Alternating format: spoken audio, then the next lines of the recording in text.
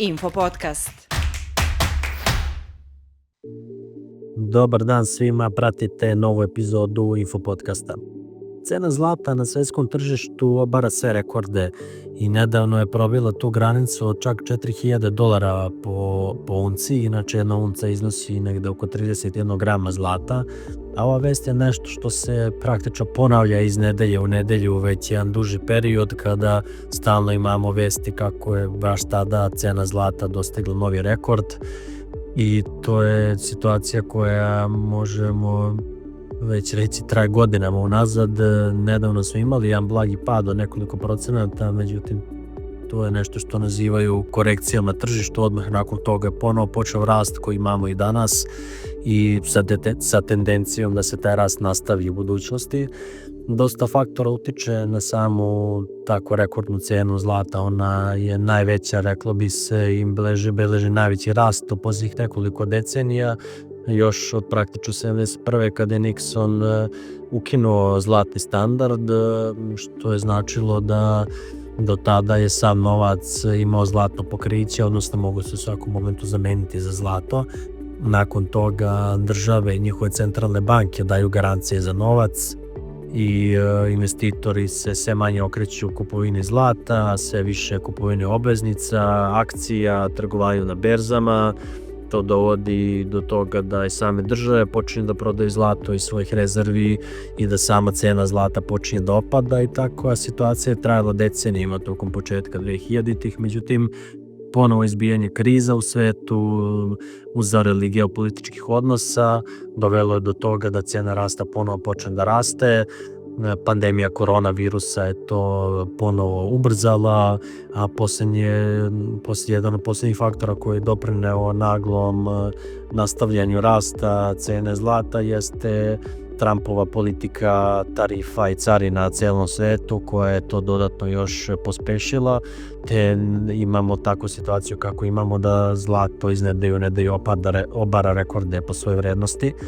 Naravno, brojni su tu drugi faktori koji utiču. Pomenuo sam geopolitičku situaciju oko krize u Ukrajini, Bliskom istoku, generalno odnosi velikih sila, najviše tu Kine i Sjedinjenih država kao dve najdominantnije ekonomske sile na svetu.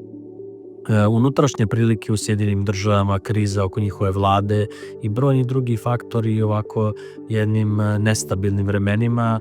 A kada god su takva vremena bilo, uvijek je i sama cena zlata rasla. Međutim, neobičajno je sada to da i pored cene zlata rastu i cene akcija na berzama, što je, reklo bi se, neprirodna situacija, ali vidjet ćemo u kom će pravcu to nastaviti da teče, jer vremena i tekako jesu i krizna i nepredvidiva, i to upravo dovodi do toga da ljudi gube poverenja u institucije, u države i okreću se nekim tradicionalnim načinima i plaćanja i vrednovanja svega, a zlato upravo jeste to. Hiljadama godina unazad je uvijek imalo vrednost, uvijek se mogu zameniti za novac, i upravo taj njegov sjaj i tvrdoća i to što je praktično neuništivo, praktično može da preživi nuklearni udar. Ne postoji način kako možete uništiti zlato, a i njegova retkost, to što ga malo ima, sve to utiče da je uvijek u ljudskoj istoriji ono imalo veliku vrednost i bilo izuzetno cenjeno i bilo merilo za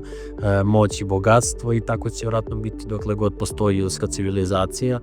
Pa tako i danas u vremenima krize ljudi se ponovo okreću zlato, ponovo investiraju u zlato, sve popularnije to investiranje, pa i same države ponovo počinju da kupuju zlato i da povećavaju svoje zlatne rezerve, i u toj oblasti su Sjedinjene države lider sa ubedljivih preko 8.000 tona zlata u svojim rezervama.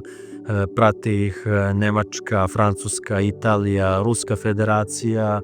Kina je značajno uvećala svoje zlatne rezerve, kao i sami Kinezi koji kao pojedinci sve više investiraju u zlato.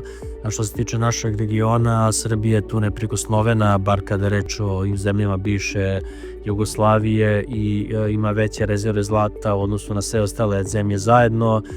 sa svojih 52 tone zlata i ona je značajno uvećala svoje zlatne rezerve u prethodnih nekoliko godina i to je pokazalo jednu odgovornu domaćinsku politiku i politiku predviđanja, kretanja i tokova u svetu, da smo na vreme počeli da kupujemo zlato i sada da ga imamo na tako rekordno visokom nivou, baš kada je ono ima i tako rekordno visoku vrednost i to je naravno doprinelo i ekonomskoj stabilnosti kod nas.